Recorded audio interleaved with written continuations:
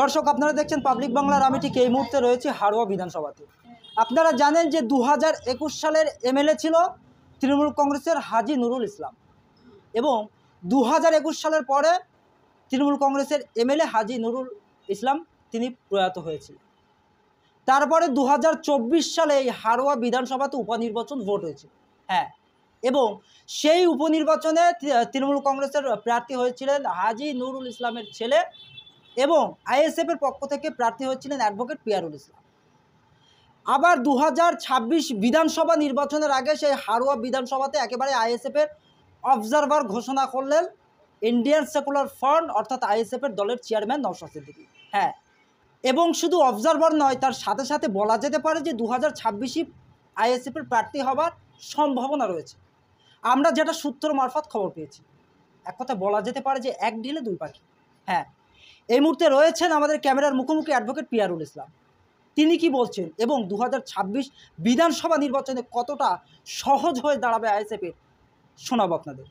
Indian secular ফ্রন্টের কেন্দ্রীয় office থেকে আমাকে এই গুরু দায়িত্ব দেওয়া হয়েছে, তার জন্য ধন্যবাদ ইন্ডিয়ান সেকুলার ফ্রন্টের সকল সৈনিকদের এবং কেন্দ্রীয় অফিসকে। একটা কথাই বলবো, 2024 উপনির্বাচন হয়েছিল বিধানসভার হাড়োয়াতে, আপনারা জানেন। উক্ত উপনির্বাচনে কী ফল হয়েছিল? আশানুরূপ ফল হয়নি, কারণ উপনির্বাচনে যেটা হয় সেটাই হয়েছিল। শাসক দল রক্ত ছাড়া কোনো দিন ভোটে যেতে না, রক্তক্ষয় ছাড়া, ঝামেলা ছাড়া, মারপিট ছাড়া তারা কোনো দিন ভোটে যেতে না।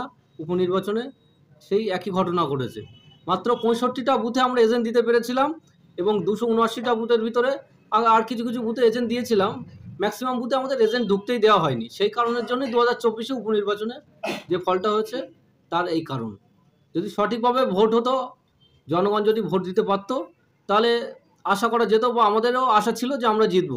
কিন্তু আমরা ওখানে হাড়োয়াতে সেকেন্ড পজিশন এসছি।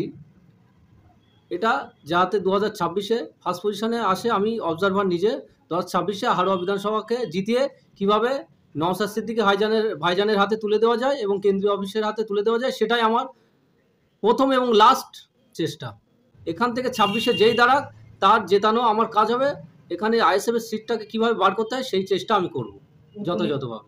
জয়লাভ করতে পারলাম না, তার কারণ আপনাদেরকে বললাম। উপনির্বাচনে আমি 26,000 মতো ভোট পেয়েছিলাম, আমরা সেকেন্ড পজিশন এখানে এসছি, আর টিএমসি 1 লাখের উপরে জয়লাভ করেছে। তার কারণও আছে, বারাসাত 2 নম্বরে 5টা পঞ্চায়েতে 115টা মতো বুথ, 1 লাখের উপরে ভোটার। সেখানে আমরা 115টা বুথে, গোটা কয়েক বুথে আমরা এজেন্ট দিতে পেরেছি। ম্যাক্সিমাম বুথে আমরা এজেন্ট দিতে পারিনি, এবং আমাদের এজেন্টকে ঢুকতে দেওয়া হয়নি, এবং আমাকেও ওখানে ঢুকতে দেওয়া হয়নি। তাহলে আমরা কী করে ওখানে আশানুরূপ ফল করবো? ওখানে 5টা পঞ্চায়েতে মাত্র 6,000 আমরা ভোট পেয়েছি। পাবলিক ভয়ভীত হয়ে ভোটই দিতে পারিনি। যারা দিতে পেরেছে তারা এই 6,000 ভোটটা দিতে পেরেছে, তারা এই ভোটটা আমাদের হয়েছে। পাবলিক যদি, সাধারণ জনগণ সঠিকভাবে ভোট দিতে পারতো, তা আশা করা যায় 6 জায়গায় 60,000 ভোট আরামসে ওখানে আমরা পেতাম। ওখানে যদি 60 পেতাম, তাহলে উপনির্বাচনের রেজাল্টটা এরকম হতো না, উল্টো হতো চিত্রটা। তাই এবারে চেষ্টা করব যে ওখানে এনিহাও এজেন্টগুলো দেওয়ার ফার্স্ট আমার চেষ্টা, পঞ্চায়েতগুলোর বুথ লেভেলগুলো শক্তিশালী করব, শক্তিশালী করে প্রতি বুথে যাতে এজেন্ট থাকে, আমার এটাই ফার্স্ট লক্ষ্য। এজেন্ট থাকলে আমরা সঠিকভাবে ভোট করাতে পারলে, মানুষ ভোট দিতে পারলে, আমার আশা আমরা জিতবো। আপনারা বলছেন 26 সালে জিতবেন, ওদিকে তৃণমূল কংগ্রেসের নেতারা তো আবার মন্তব্য করছে যে 26-এ বিরোধী শূন্য হচ্ছে। ওরা তো প্রথম থেকে বিরোধী শূন্য হওয়ার চেষ্টা করে, তার জন্য যা যা করণীয়, যা যা করার দরকার সেগুলি করে। মার দাঙ্গা, ওরা যদি মনে করে কাউকে মেরেও দেবো তাও করতে পারে। আপনারা ভাঙড়ে কিছুদিন আগে দেখেছেন, ভাঙড়ে রাজ্জাক খান মারা গেছে, আর ওনারা বলছে যে নওশাদ সিদ্দিকীর লোকজন বা নওশাদ সিদ্দিকী এটা করিয়েছে। কিন্তু আপনারা জানেন ভাঙড়ে কে অ্যারেস্ট হয়েছে বা কার মাধ্যমে এগুলো করা হয়েছে, সেগুলো মানুষই জানে, জনগণই জানে, এবং অ্যারেস্ট করা হয়েছে সেটা দেখলে বোঝা যাবে যে কাকে দিয়ে এটা করানো হয়েছে বা কে করতে পারে। 26 সালের আগে আমাদের প্রচার, প্রথমেই বলবো যে বুথ ওয়াইজ প্রচার করতে হবে। বুথ ভিত্তিক আমাদের সংগঠন আমরা করতে পারলে আশানুরূপ ফল করব, এবং আমি বুথ ভিত্তিক এখন থেকেই বুথ প্রতি নেমে গেছি, যে প্রতি বুথ ওয়াইজ আমি কাজ করছি। বুথ ওয়াইজ কাজ করলে, দল শক্তিশালী হলে, সংগঠন শক্তিশালী হলে, সেখানে আমরা জেতাটা আমাদের সম্ভাবনাকর হবে। ওরা যে প্রতিবাদটা করছে, আমি আসার সময় দেখলাম, আজকে আমি কলকাতায় গেছিলাম, কলকাতা থেকে ফেরার সময় দেখলাম যে পরিযায়ী শ্রমিক যারা আছে, বাইরে কাজ করে, তাদেরকে মারধর করা হচ্ছে, সেই কারণে নাকি প্রতিবাদ করছে। তা আমাদের রাজ্য সরকার মমতা ব্যানার্জির হাতে তো অপশান আছে, মহারাষ্ট্রে যদি আমাদের এখানকার কাউকে মারা হয়, তো মহারাষ্ট্রের শ্রমিক যারা ওয়েস্ট বেঙ্গলে কাজ করছে তাদেরকে যদি বলা হয় যে মহারাষ্ট্রের যারা শ্রমিক ওয়েস্ট বেঙ্গলে ধরো 5 লক্ষ মহারাষ্ট্রের শ্রমিক আছে কলকাতাতে, তাদেরকে যদি আমরা মহারাষ্ট্রে পাঠিয়ে দেবো, তাহলে মহারাষ্ট্রের সরকার কিন্তু একটা ভাবার বিষয়, সেক্ষেত্রে ভাববে যে ওদের 5 লক্ষ আমাদের বাসিন্দা যে ওয়েস্ট বেঙ্গলের কলকাতাতে গিয়ে কাজ করছে, সেই কলকাতা থেকে যদি এখানে রিটার্ন করে সে আমরা কি করব।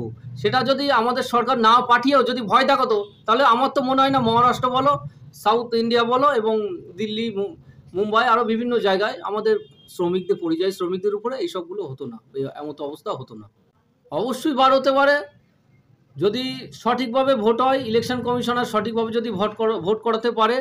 এই বিহারে যেমন ভুয়ো ভোটার ধরা পড়েছে 56 লক্ষর উপরে ভোটার, ওরা বলছে যে ক্যান্সেল হয়েছে। ওগুলো ক্যান্সেল হয়েছে কোনগুলো সেগুলো আপনাদের জানতে হবে। 20 লক্ষর উপরে ক্যান্সেল হয়েছে যারা মারা গেছে। তার মানে এতদিন যারা মারা গেছিলো এই 20 লক্ষ ভোটার কিন্তু ভোট দিয়ে আসছিল। কারা ভোট দিচ্ছিল? কোনকারে যারা ক্ষমতায় আছে তারাই এইগুলো করিয়ে আসছিল। এবং আরও 20 লক্ষের উপরে আছে এরকম যে এক জায়গা থেকে আরেক জায়গায় ট্রান্সফার হয়েছে ভোটার তালিকা, 2 জায়গায় নাম আছে। কোনো মেয়ের যদি হাড়োয়াতে বাড়ি হয়, হাড়োয়া থেকে ভাঙড়ে যদি বিয়ে হয়, এখানে ট্রান্সফার হচ্ছে নামটা ভাঙড়ে, ওখানে কার ভোটার, এখানেও ভোটার, সেই ধরনের নামগুলো একটা কেটে দেওয়া হবে।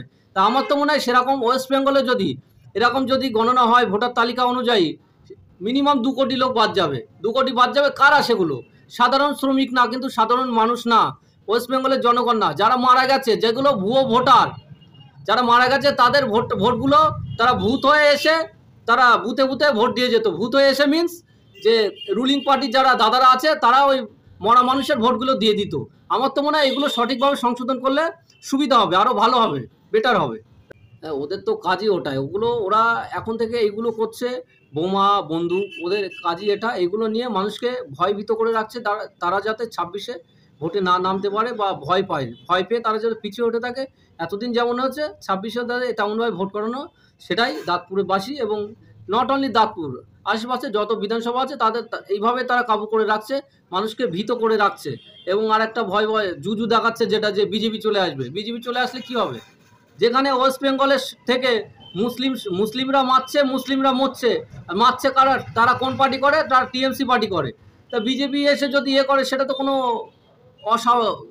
অসাধ্যকর বা অস্বাভাবিক কিছু হবে না। এখানে মুসলিমরা মরছে টিএমসির মাধ্যমে, সেখানে বিজেপি আসলে তারাই করবে। ব্যাপারটা তো একই। তাহলে বিজেপি আসবে করে এইভাবে মানুষকে ভয় দেখিয়ে আর ওরা রেহাই পাবে না আমার মনে হয়। এই 26-এ বিধানসভা ভোটের 8 থেকে 10 মাস মতো হয়, তার আগেই বোমা হত্যা। আপনি এই বিষয়ে মুখ খুলছেন, কিন্তু কোন রাজনৈতিক দলের বিরুদ্ধে আপনি আঙুল তুলছেন? অবশ্যই তৃণমূল কংগ্রেসের বিরুদ্ধে, রুলিং পার্টির বিরুদ্ধে। ওয়েস্ট বেঙ্গলে আপনার দাঁতপুর যে পঞ্চায়েত বলছেন, ওটা তো টিএমসির একদম গোড়া। ওখানে ওরা কাউকে ভোট করতে দেয় না, ওরা নিজেরাই ভোট করে, নিজেদের ভিতরেই গোষ্ঠীদ্বন্দ্ব। ওরা নিজেরা যেটা ইচ্ছা সেটা করে, নিজেদের শক্তি ওখানে প্রদর্শন করে এবং নিজেদের যে বিরোধী লবি আছে সেই লবিগুলো তারা চেষ্টা করে নিজেদের ভিতরে মারপিট করে কে কার লবিটা টিকিয়ে রাখবে, কে কত কাটমানি খেতে পারে, এটাই ওদের মেন লক্ষ্য। তাহলে কি 26-এর আগে পুরোপুরি প্রস্তুতি নিয়ে নিচ্ছেন আপনারা? এবং 26-এ তাহলে আরএসএফ জিতছে আরো? 26-এর আগে মোটামুটি 8 থেকে 9 মাস বাকি, বেশি দিন বাকি নয়। এই 8-9 মাস আমাদের বুথ ওয়াইজ কাজ করতে হবে এবং বুথ ওয়াইজ আমরা চেষ্টা করছি। 279টা হাড়োয়া বিধানসভায় বুথ আছে, 279টা বুথে আমরা প্রত্যেক বুথে যাতে এজেন্ট দিতে পারি, এই লক্ষ্য আমার ফার্স্ট লক্ষ্য হচ্ছে এটা। সেটা যদি আমি ফুলফিল করতে পারি, ফুলফিল করে যদি ভোট করাতে পারি, তাহলে আশা করি আমরা জিতবো।